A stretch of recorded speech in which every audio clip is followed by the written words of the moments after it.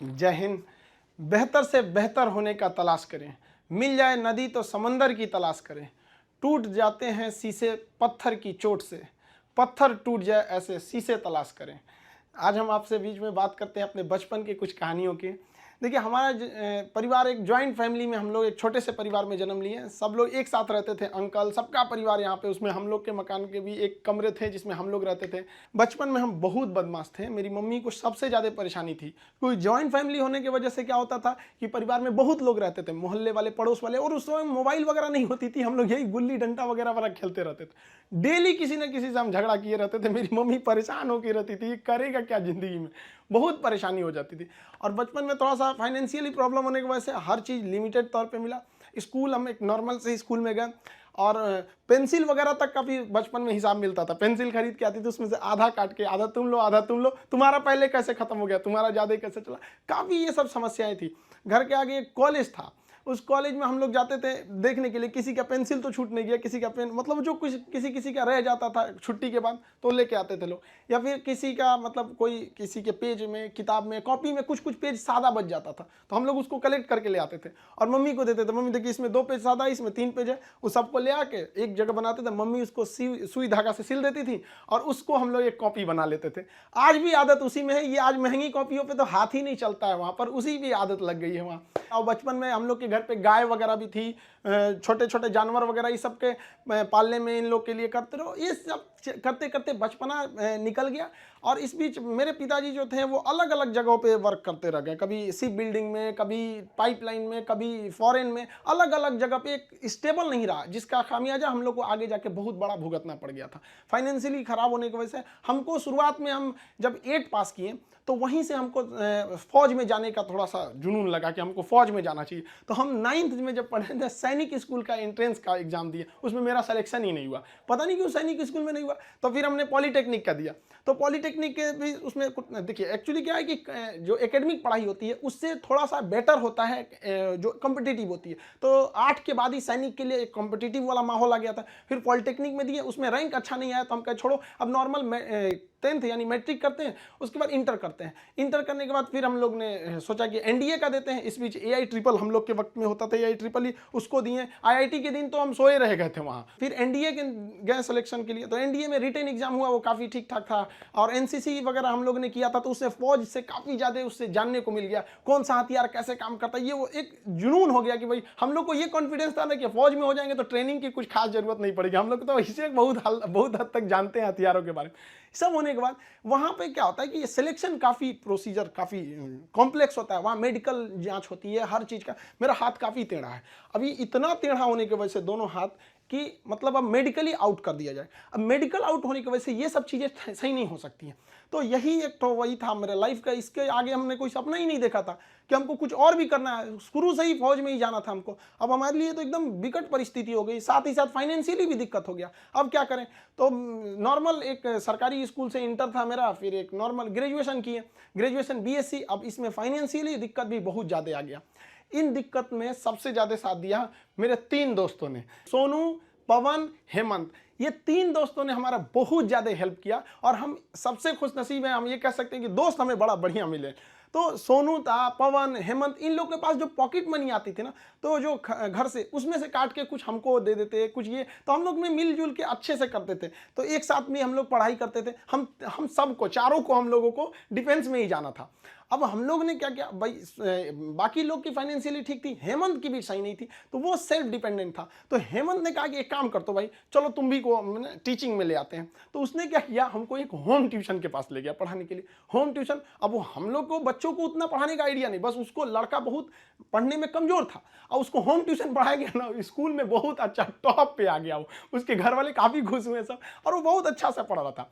इसी बीच उसने कहा कि चलो तुम्हें एक कोचिंग में इंट्रोड्यूस करते हैं। तो एक कोचिंग में गए, वहाँ पे मतलब काफ़ी स्टूडेंट जो थे, मतलब बहुत ज़्यादा नहीं थे, नॉर्मल था कोचिंग वहाँ पे। वहाँ हम गए तो हमको फर्स्ट दिन केवल 6 लड़के मिले, और 6 लड़के में अजीब सा माहौल हो गया। वो हमको, मेरी दाढ़ी उड़ी भी नहीं थी, तो अजीब, उनको लगा कि तो हम ही लोग के बीच का है। तो हम 6 बच्चे को पढ़ाएं, हमको भी खुद एम्बेरस फील हो रहा था कि ये लोग हमको उस तरह से देख क्यों नहीं रहे हैं। अब उसको 6 लड़कों से अगले दिन वो 50 हो गए, फिर 100, 150, इतना तेज बढ़ने लगा। अब वो कोचिंग वाला जो था उसको लगा कि नहीं भाई पैसा तो ठीक आ रहा है यहाँ पे, ये तो ठीक ठाक है। तो उन्होंने हमको कह दिया कि भाई देखिए सर, आपको अपना नाम, पता, एड्रेस, मोबाइल नंबर कुछ भी नहीं देना है। हम कहा हमको जरूरत भी नहीं है इसकी, हमको चुपचाप पीजी वगैरह करना है यहाँ पे। हमारी तो फौज का सपना टूटा था, समझ में नहीं आ रहा था करे क्या करें यहाँ पर, क्योंकि लाइफ बड़ी अजीब चीज होती है। जब तक आपको समझ में आएगी आधी बीत चुकी रहती है। यहाँ लाइफ में क्या होता है, सोचेंगे क्या, बनेंगे क्या, ख्वाहिश कुछ और चीज की रहती है। यही है जिंदगी, सबको इसी के साथ चलना रहता है। तो हमने कहा कोई बात नहीं। उन्होंने कहा कि चलो भाई, हमारा उनको नाम पता था तो टाइटल के वजह से उन्होंने खान नाम दे दिया, खान सर। धीरे धीरे वहाँ पे पढ़ाते रहे, वहाँ पे लड़के बहुत हो गए। वो कोचिंग वालों को पैसा ज्यादा दिखता था, हमें बच्चों का करियर दिखता था। वो कहते थे कि सर इतनी कम फी में आप इतना क्यों बता रहे हो। हम कहे सर हम कैसे करें, उनके साथ किस तरह से हम कह देंगे कि तुम्हें कम बता। इस वजह से थोड़ा सा टसल हो गया, हमको वो छोड़ना पड़ गया कोचिंग। फिर दूसरे जगह गए, तीसरे जगह। उसके बाद से हम लोग ने यहाँ पर आके अपना खान जीएस रिसर्च सेंटर किए। तो हमारा यहाँ पे कुछ खास जानकारी नहीं थी पटना में, क्योंकि हम लोग गांव एरिया से आए थे। तो यहाँ पे कुछ पार्टनर्स वगैरह को कुछ ढूंढे यहाँ के लोगों को। उन लोगों ने तो सत्यानाश ही कर दिया। उन लोगों ने सारा चीज 6 महीने बाद उन लोगों का फुल प्लानिंग था कि कोचिंग को हड़प लेना है। उन लोगों ने कहा कि बेंच भी मेरा, कुर्सी मेरा, पंखा में, सब कुछ। हम तो परेशान हो गए, मेरे पास कुछ भी नहीं बचा। ये हाल कर दिया लोगों ने कि हमारे जेब में केवल 40 रुपया बचे थे और घर लौटने के लिए 90 रुपये चाहिए था। हम परेशान हो गए, भाई कम से कम 90 तो छोड़ो, घर चले जाए यार, पे यहाँ पे क्या कर दिए। कोई दिमाग काम नहीं कर रहा था। तो गंगा के किनारे हम बैठे थे शाम के वक्त में, टेंशन में। यहाँ पर सोचे कि अब टेंशन में जाएंगे, अब रूम। तो यहाँ से जब रूम पे गए, वहाँ पे पता चला वो दरवाजा खटखटाए तो कोई खोल ही नहीं रहा था। बड़ा देर बाद खोले तो मुझे कहाँ थे, हम कहे यहीं पे नदी बैठे थे, टेंशन में थे थोड़ा सा। कहे कितना टाइम हो रहा है, हम कहे यही 7-8 बज रहा होगा। तो उन्होंने कहा कि घड़ी देखो। हम देखे रात का 2:30 बज गया था। टेंशन से ना दिमाग काम नहीं कर रहा था, क्या करे क्या नहीं, अजीब सा माहौल हो गया था। अब हमको समझ में आ गया कि भाई हमारे पास केवल 40 बचा है, यानी ऊपर वाला हमको रोक रहा है यहाँ पर किसी ना किसी वजह से, तो हमें रुकना चाहिए। अब फाइनली हमने भी डिसाइड कर लिया कि अब हमको अपने फिर से एक नई शुरुआत करनी है। इस बीच हमको एक अनुभव मिला कि भाई सब पे आप आंख बंद करके भरोसा नहीं कर सकते।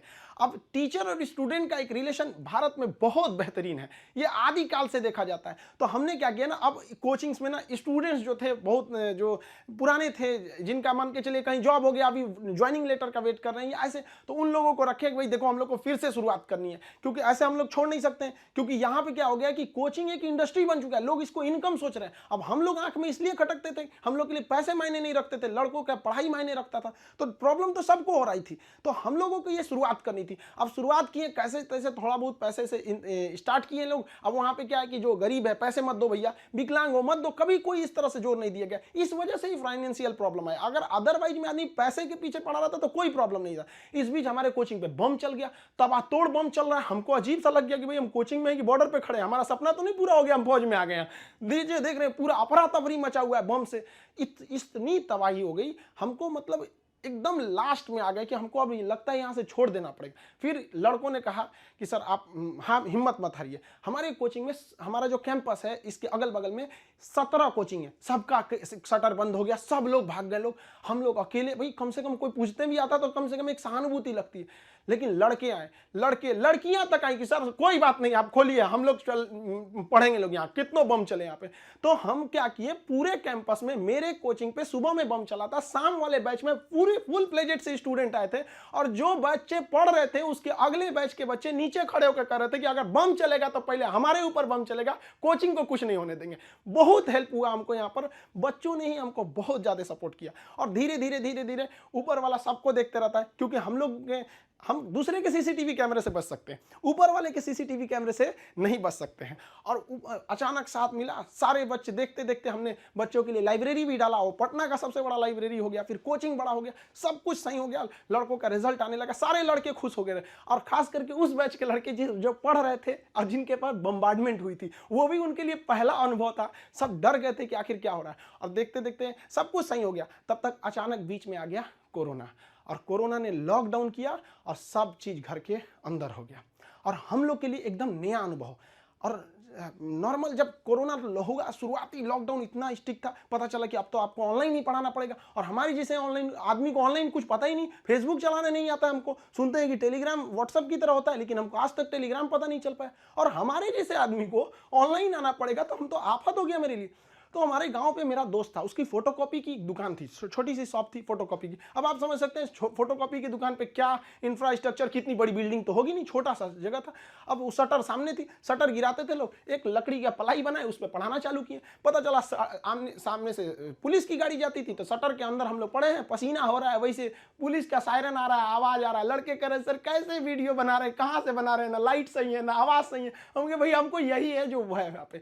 मेरा सारा सेटअप जो पढ़ाने का इंस्ट्रूमेंट होता है, जो पीछे पैनल लगे होते हैं पढ़ाने के लिए, वो सारा पटना में रह गया था और हमारे गांव में ऐसी व्यवस्था नहीं थी। हम क्या करें? और जो 2020 का लॉकडाउन था, बहुत ही स्ट्रिक्ट लॉकडाउन था, तो उस लॉकडाउन में हमको आना था पटना, कैसे भी आने का कोई साधन नहीं था। तो हम ट्रक के क्लीनर बन के आए थे। खलासी जो होता है, ऐसे गंजी पहन के गमछा बांध लिए थे, चलो चलो चलो, ऐसे क्लीनर बन के आए यहाँ पे, खुद ही लोड किए, सब कुछ किए और लेके जाए। अब स्टूडियो कैसे बनता है भाई पता ही नहीं, तो 2 ठो बांस लाए, ऊपर बांस लगाए, उसमें ट्यूबलाइट को रस्सी से बांध के बना दिए और वैसे ही पढ़ाना चालू किए लोगों को। अब वहाँ मेरे पास हर साधन आ गए पढ़ाने वाला, अब लोगों को समझ में आने लगा। धीरे धीरे धीरे धीरे लोग पसंद करने लगे यहाँ पे कि हाँ ये बात सही है। अब हमारे एक दिल्ली के हमारे एक मित्र हैं मिश्रा जी, उन्होंने सारा सेटअप किया कि ये कैमरा ठीक रहेगा, ये लाइटिंग ठीक रहेगी, ऐसे ऐसे सही रहेगा। उन्होंने बहुत बेहतर काम कर दिया, मेरे लिए अच्छा हो गया।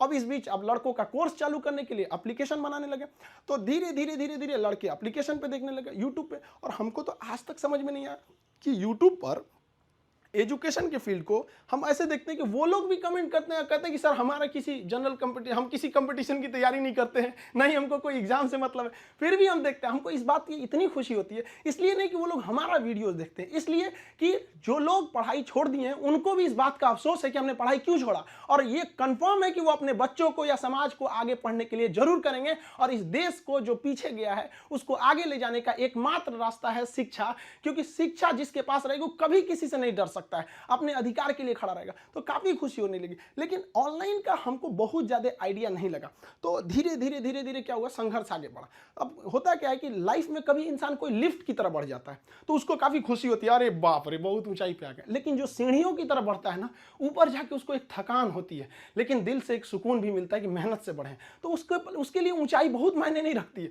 तो जो लोग देखिएगा ना उतराने लगते हैं, अहंकार कर देते हैं, उस सबसे लिफ्ट से बढ़ा है सब वहां पे। तो जीवन में कभी किसी को अहंकार तो करना ही नहीं चाहिए यहाँ पर, और ना ही दूसरे की बुराई करनी चाहिए। दूसरे की बुराई से कोई फायदा नहीं मिलता है, आपस में मिलजुल कर रहना चाहिए। बुझ जाते हैं कभी दिए तेल की कमी से भी, हर बार कसूर हवाओं का नहीं होता है। आखिर में हम आप सबसे यही कहना चाहेंगे कि ये दुख, ये दर्द, ये गम, ये सब तेरे अंदर है। तू खुद के बनाए पिंजड़े से बाहर निकल के देख, तू अपने आप में एक सिकंदर है।